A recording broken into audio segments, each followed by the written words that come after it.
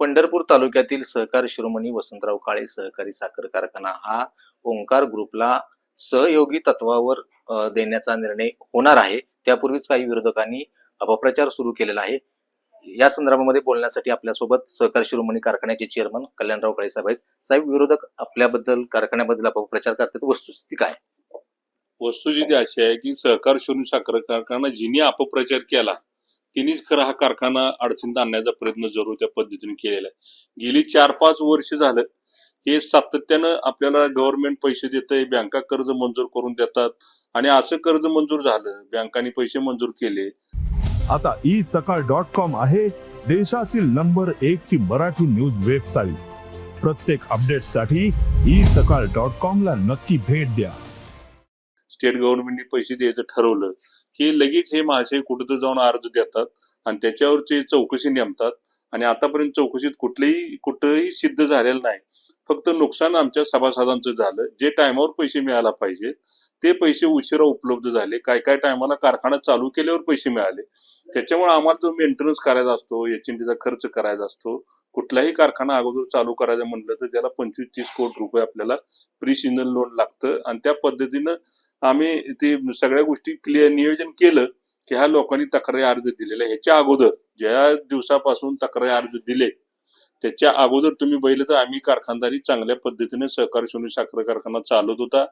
इथल्या भागातला ऊस आदरणीय सहकार शिरोमणी आदरणीय दादांची अपेक्षा होती, वसंतराव काळेंची अपेक्षा अशी होती की बाबा हा इथल्या भागातला ऊस 1-2 एकर वाण्याचा ऊस लवकर गेला पाहिजे आणि त्याला कुठलाही ऊस असू द्या, खोडवा असू द्या, निडवा असू द्या, आणि त्याला ऊसाचा दर चांगला मिळाला पाहिजे आणि लवकर मिळाला पाहिजे. हीच अपेक्षा आतापर्यंत आम्ही ती जोपासलेली आहे आणि आतापर्यंत आम्ही त्या पद्धतीने पार पडत आलेलो आहे. या सगळ्या प्रक्रियेमधून शेतकऱ्यांना, सभासदांना, कामगारांना काय फायदा होणार आहे भविष्यामध्ये, किंवा आता काय फायदा झाला त्याचा? आता जो विरोधकांनी वेगळ्या पद्धतीने अपप्रचार केलेला आहे, हा कारखाना सहकारीच राहणार आहे. हा कारखाना सहयोगी तत्वावर, म्हणजे आपण भागीदारीत आपण एकमेकाला सहकार्य करणार आहे. आपलं बॅलन्स शीट या 2-4 वर्षात तक्रारीमुळे कमी क्रशिंग झालं आणि त्याच्यामुळे बॅलन्स शीटवर पैसे आपल्याला उपलब्ध झाले नाहीत. म्हणून आपल्याला या माध्यमातून आपण बाहेरून पैसे उभा करून हा कारखाना शेतकऱ्याच्या मालकीचा राहून शेतकऱ्याच्या मालकीचाच राहणार आणि ऊसाला दर चांगल्या पद्धतीने मिळणार. यावर्षी किती लाख मेट्रिक टन गाळपाचं आपण उद्दिष्ट ठेवलं? आता या वर्षी आता 5 ते 10 तारखेच्या आसपास कारखाना चालू होईल आणि तिथून जवळजवळ 5 ते 5.5 लाख टनाचं क्रशिंगची यावर्षी पूर्ण करणार आहे. तशी नोंद यावर्षी आपल्याला मिळालेली आहे आणि त्याच्या अगोदर आम्हाला पैसे उपलब्ध झाल्यामुळे आम्ही सर्व सभासदांची वगैरे देणी देऊन, कामगारांची देणी देऊन, ट्रॅक्टर मालकांची देणी देऊन सगळ्यात नारतात कारखाना सुस्थितीत चांगल्या पद्धतीनं झालेला आहे. 2020चा जो कायदा आहे सहयोगी तत्व, त्याच्या अनुषंगाने किंवा त्या संदर्भाने आपली सगळी प्रक्रिया सुरू आहे. काय प्रक्रिया असणार आणि कधी पूर्ण होणार आहे? आता हा कारखाना सहयोगी तत्वावर देण्यासाठी आम्ही गेल्या 2-3 महिन्यापासून आम्ही पाठपुरावा करतोय. पहिलं संचालक मंडळामध्ये ठराव झाला, तो ठराव पास आउट होऊन आता उद्या जनरल मीटिंग 31 तारखेला आहे. आम्ही फक्त धोरण ठरवलेलं आहे.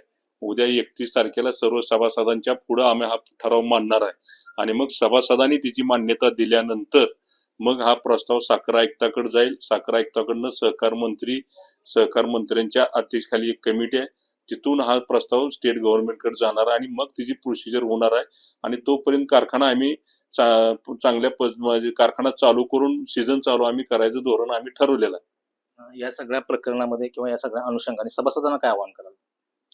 सभासदांनी एवढंच आवाहन करतो की ज्या लोकांनी आपल्यावर अपप्रचार केला, वेगळ्या पद्धतीनं दिशाभूल लोकांची केली आणि त्यांनीच खऱ्या अर्थानं कारखानदारी अडचणीत आणलेली आहे आणि अशा लोकांना विश्वास तुम्ही आतापर्यंत ठेवलेलाच नाही. कारण आपण बघितलं आज हा कारखाना साखर कारखाना, हा सहकार शिरोमणी साखर कारखाना हा सभासदांच्याच मालकीचा राहणार आहे.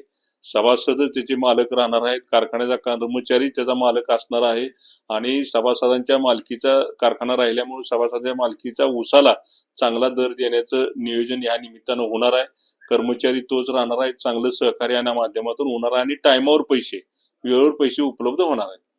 एकूणच आपण बघितलं तर खरं तर कारखाना हा सभासदांच्या मालकीचा राहणार आहे आणि शेतकऱ्यांचं आणि सभासदांचं हित यामधून नक्कीच फायद्याचं राहणार आहे किंवा जास्तीत जास्त फायदा हा शेतकऱ्यांना होणार आहे, असं देखील कल्याणराव काळेंनी या ठिकाणी स्पष्ट केलंय. कॅमेरामॅन राजू मिसाळ, भारत नागणे, साम टीव्ही न्यूज, पंढरपूर. देश विदेशातील प्रत्येक घडामोडींचे लाईव्ह अपडेट मिळवण्यासाठी आता साम टीव्हीच्या सर्व सोशल मीडिया प्लॅटफॉर्मला लाईक, फॉलो आणि सबस्क्राईब करा. तसंच सर्व नोटिफिकेशनसाठी बेल आयकॉन प्रेस करायला विसरू नका.